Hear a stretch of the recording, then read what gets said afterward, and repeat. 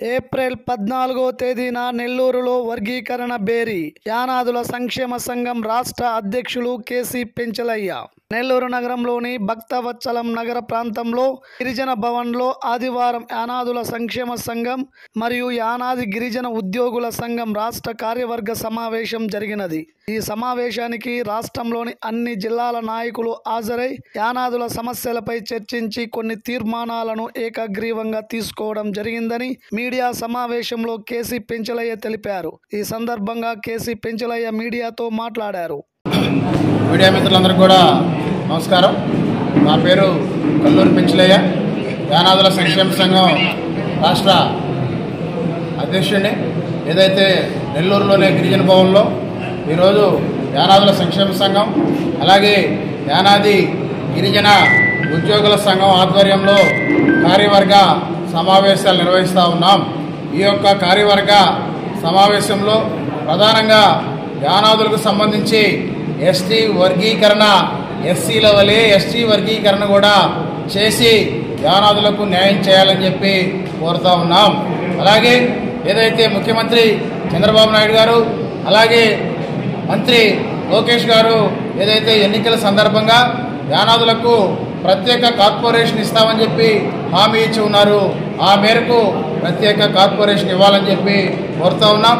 అలాగే ఏదైతే ఈ రాష్ట్రంలో ఉన్నటువంటి గిరిజన తెగల్లో అత్యధిక జనాభా కలిగినటువంటి యానాది తెగకు ఇప్పటి వరకు కూడా రాజకీయ ప్రాతినిధ్యం లేదు।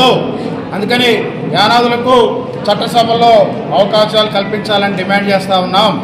ఈ మూడు అంశాల ప్రధానంగా ఏప్రిల్ 14వ తేదీన నెల్లూరులో ఎస్టీ వర్గీకరణ బేరీ నిర్వహించనున్నాం।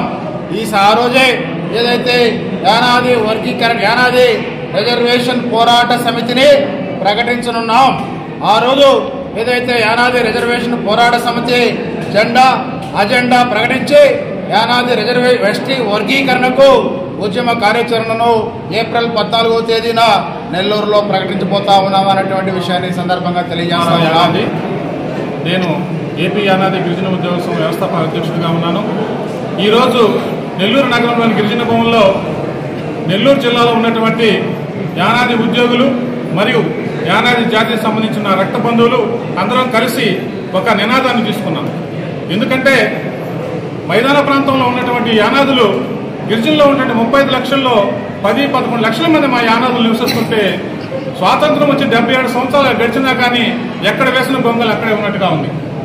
దాంట్లో భాగంగా మాకు కూడా హక్కులు ఉన్నాయి, మాకు కావాలి, మాకు రిజర్వేషన్లు కావాలి, మాకు వర్గీకరణ కావాలి అనే ఉద్దేశంతోనే ఈ యొక్క సంక్షేమ సంఘం యానాది గిరిజన ఉద్యోగ సంఘం తీసుకున్నటువంటి పోరాటానికి మా ఉద్యోగుల సంఘం కూడా పూర్తి సంఘీభావం ప్రకటిస్తూ వారి వెంటే మేము కూడా నడుస్తామని తెలియజేస్తూ ఉన్నాం।